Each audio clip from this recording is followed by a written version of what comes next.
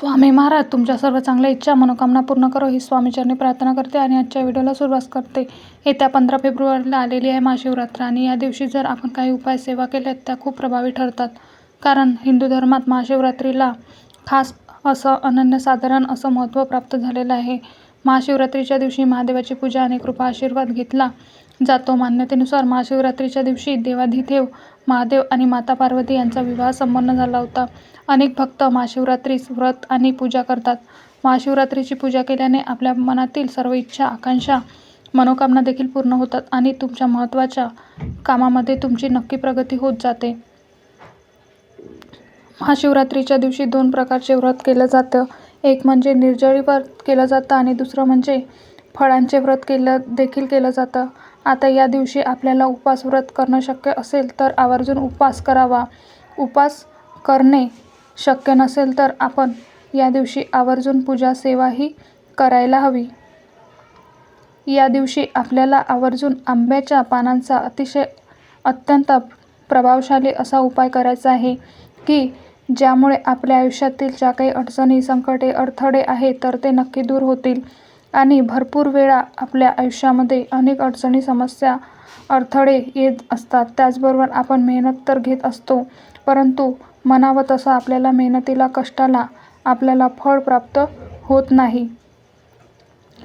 मग आपल्या कष्टाला नशिबाची साथ मिळण्यासाठी आपल्या आयुष्यातील दुःख दारिद्र्य गरिबी विघ्न संकटे हे दूर होण्यासाठी आपल्याला 11 आंब्याच्या पानांचा हा अतिशय प्रभावशाली उपाय जो आहे तर तो करायचा आहे. महाशिवरात्री हा दिवस खूप प्रभावी मानला जातो आणि खूप शुभ मानला जातो. त्यामुळे आपल्याला या दिवशी होईल तेवढी उपासना करायची आहे आणि उपाय देखील सोबतच आपल्याला करायचा आहे. कारण या दिवशी शिवतत्व हे खूप अधिक जास्त पटीने पृथ्वी तलावावर जागृत झालेलं असतं आणि आपण जर अशा शुभ दिवशी आणि या दिवशी जर आपण काही सेवा केल्या तर त्या नक्की फलदायी ठरतात.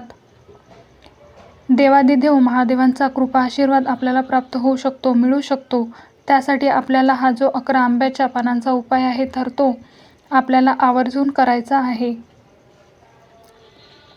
महाशिवरात्रीच्या दिवशी हा उपाय आपल्याला कोणत्या वेळेस मध्ये करायचा आहे अशा पद्धतीने करायचा आहे आणि अशी संपूर्ण माहिती आपण आजच्या व्हिडिओमध्ये पाहणार आहोत. त्यामुळे तुम्ही हा व्हिडिओ शेवटपर्यंत नक्की पहा आणि चॅनलला नवीन असाल तर सबस्क्राईब करा आणि व्हिडिओला एक लाईक करून कमेंटमध्ये ओम नमः शिवाय किंवा हर हर महादेव असे नक्की लिहा.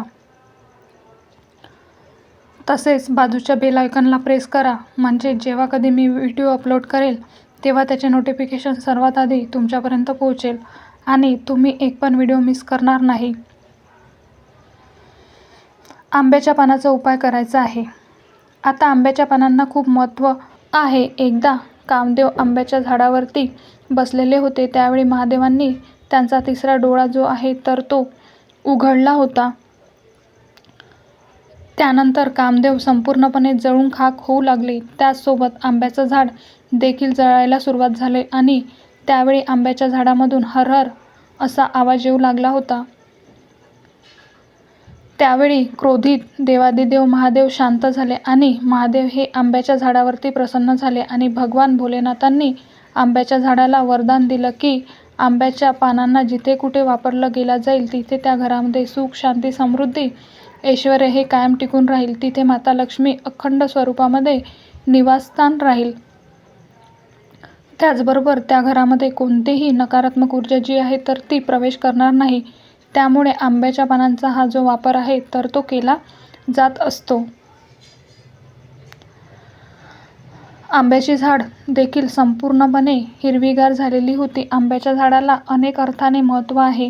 आंब्याच्या झाडांपासून त्यांच्या डहाळे पाने इतकंच काय तर खोड इत्यादी आपण पूजेमध्ये समावेश करत असतो. 5 फळांचा उपयोग म्हणजे काय तर मांगलिक कार्यात केला जात असतो. त्याच आंब्याचं फळ देखील आवर्जून हे घेतलं जातं. आंब्याच्या लाकडांपासून समिधा तयार केल्या जातात आणि त्या वैदिक काळापासून वापरल्या जात असतात. आंब्याचे लाकूड हवन सामग्री वातावरण शुद्ध आणते आणि नकारात्मक ऊर्जा प्रभावित करते. तसेच घरच्या मुख्य प्रवेशद्वारावरती आंब्याच्या पानांचे तोरण लावल्याने कोणतेही नकारात्मक ऊर्जा घरामध्ये प्रवेश करत नाही. प्रत्येक व्यक्तीने घरात प्रवेश केल्याने त्याच्यासोबत केवळ सकारात्मक ऊर्जा प्रवेश करत असते.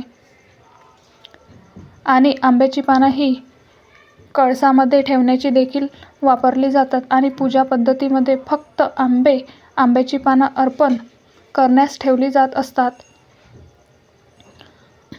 आता या दिवशी आपण आंब्याच्या पानांचा उपाय करायचा आहे. या व्हिडिओमध्ये आपण आंब्याच्या पानांचा 2 उपाय पाहणार आहोत. त्यातील पहिला म्हणजे आंब्याच्या पानांचं तोरण बनवायचं आहे. 11 आंब्याची पानं आपल्याला आणायची आहे, घ्यायची आहे. ती पानं आपल्याला आंब्याच्या पानामध्ये कुठेही किडलेली, फाटलेली, तुटलेली, छिद्र पडलेली नसावी. आपल्याला अगदी छानशी 11 पानं घ्यायची आहे. तुमचा दरवाजा जर खूप मोठा असेल, तर मोठं तोरण लागत असेल तर तुम्ही 21 पानं देखील घेऊ शकता. फक्त पान घेताना आपल्याला ही आंब्याची पानं जी आहे तर ती विषम संख्येमध्ये घ्यायची आहे. जसं की 11, 21 पानं आपल्याला घ्यायची आहे. आता ही आंब्याची पानं घ्यायची आहे.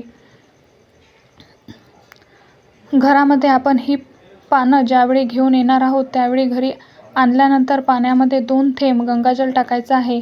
ही पानं आपल्याला स्वच्छ पाण्याने धुवून घ्यायची आहे, पुसून पण घ्यायची आहे. त्यानंतर पांढरी 11 फुलं घ्यायची आहे. पांढरी फुलं तुम्ही शेवंतीची घ्या किंवा स्वस्तिकाच्या झाडाची जी आहे तर ती देखील घेऊ शकता. तुम्हाला जी कोणती पांढरी फुलं मिळतील आणि गुलाबाची जर तुम्हाला पांढरी फुलं मिळाली तर ते अतिशय उत्तम आहे. सायंकाळच्या वेळी प्रदोष काळामध्ये हा उपाय तर देखील केला तरी चालणार आहे. परंतु आपल्याला त्या दिवशी आवर्जून हे उंबरठ्याला हळदीचं लेपन करायचं आहे. आपण आपल्या घरामध्ये दरवाजामध्ये दिवा लावायचा आहे. कारण या दिवशी महादेव पार्वतीचा विवाह झाला होता. म्हणून आपल्याला आपल्या घरामध्ये एक स्वच्छता ठेवायची आहे. आपल्या घरामध्ये आनंदी वातावरण ठेवायचं आहे. या दिवशी रागराग करायची नाही, चिडचिड करायची नाही, आनंदी शांततेत राहायचं आहे. आपल्या घरामध्ये देवी देवतांची जी भजन असते, मंत्र असते, जप असतो, नामस्मरण असतं, ते मंत्र जप आपल्याला यूट्यूबवरती आपल्याला घरामध्ये दिवसभर लावायचं आहे. या अशा प्रकारे आपल्याला उंबरठ्याचं पूजन करायचं आहे. त्यानंतर आपल्याला देवी देवतांची पूजा करायची आहे. त्यानंतर तुम्हाला जर शक्य असेल तर मंदिरात जाऊन देवादिदेव महादेवांची पूजा करायची आहे. मंदिरामध्ये जाण्या अगोदर आपल्याला आपल्या घरातील शिवलिंगाची पूजा करून घ्यायची आहे. त्यासाठी सर्वात प्रथम गणपती बाप्पांना स्नान करून घालायचं आहे. त्यानंतर शिवलिंग आपल्याला तामणामध्ये ठेवायचं आहे. शिवलिंगावरती प्रथम स्वच्छ पाण्याने, त्यानंतर कच्च्या दुधाने किंवा पंचामृताने आपल्याला अभिषेक करायचा आहे. यानंतर तुम्हाला स्वच्छ पाण्याने परत अभिषेक करायचा आहे. तुम्हाला जर शक्य असेल तर रुद्राभिषेक या दिवशी आवर्जून शिवलिंगावरती करा. आणि जे रुद्राभिषेक तीर्थ आहे तर ते तुमच्या घरामध्ये जर कोणी व्यसनी व्यक्ती असेल, जसं की दारू पित असेल, तर तुम्हाला त्यासाठी ते तीर्थ आहे तर ते सर्वांना आपल्या घरामध्ये द्यायचं आहे. कोणी आजारी व्यक्ती असेल त्यांना द्या, मुलांना द्या. आपल्या घरातील सर्व सदस्यांनी हे तीर्थ आपल्याला द्यायचं आहे.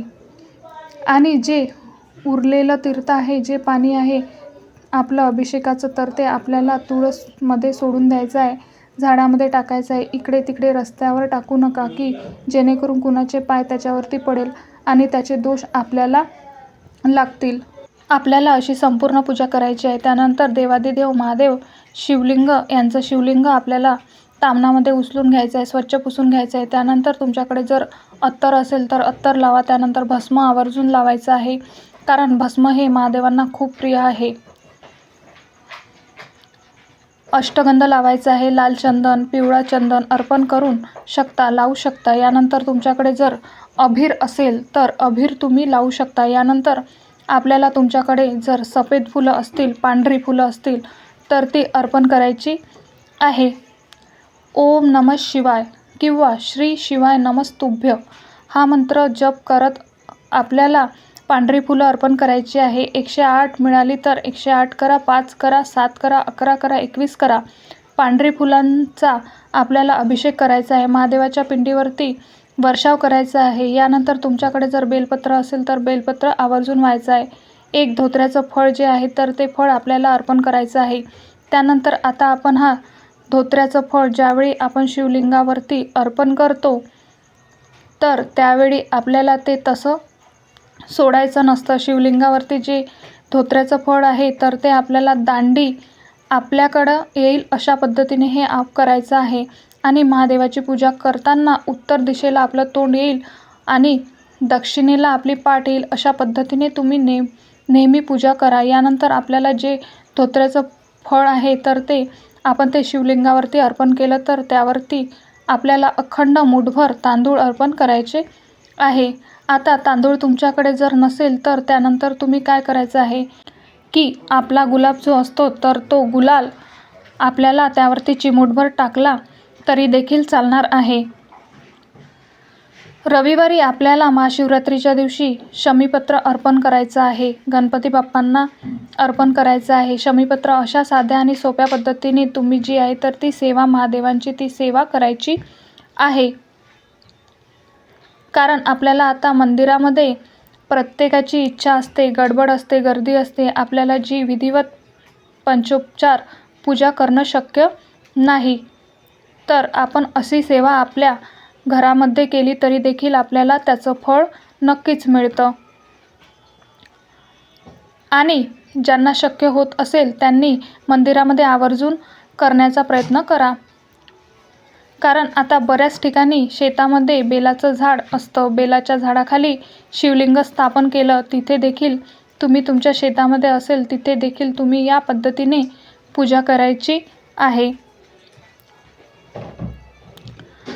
दूध साखरेचा नैवेद्य ठेवा आणि केळीचा नैवेद्य ठेवा। या दिवशी आपल्याला चुकूनही महाशिवरात्रीच्या दिवशी भगर म्हणजे वरईचा भात किंवा वरईपासून जे काही पदार्थ बनतात तर ते आपल्याला खायचे नाही आहे। आपल्या उपासाच्या पदार्थामध्ये आपल्याला आपलं जे नेहमीचं घरामधलं मीठ असतं तर त्याचा वापर देखील करायचा नाही आहे। आपल्याला या दिवशी आपल्याला उपासाच्या फराळाच्या पदार्थामध्ये आपल्याला सेंधव मीठ जे आहे तर ते वापरायचं आहे।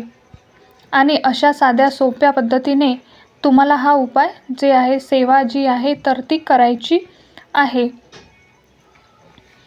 अशा साध्या आणि सोप्या पद्धतीने तुम्हाला जे आहे ते 11 आंब्याच्या पानांचं तोरण आहे ते आवर्जून महाशिवरात्रीच्या दिवशी करायचं आहे। तर हा महत्त्वपूर्ण व्हिडिओ तुम्हाला कसा वाटला? व्हिडिओ आवडला असेल तर व्हिडिओला एक लाईक नक्की करा आणि चॅनलला सबस्क्राईब करून आम्हाला प्रोत्साहित करा। तसेच हा व्हिडिओ जास्तीत जास्त लोकांपर्यंत शेअर करा। धन्यवाद। श्री स्वामी समर्थ। जय जय स्वामी समर्थ। ओम नमः शिवाय।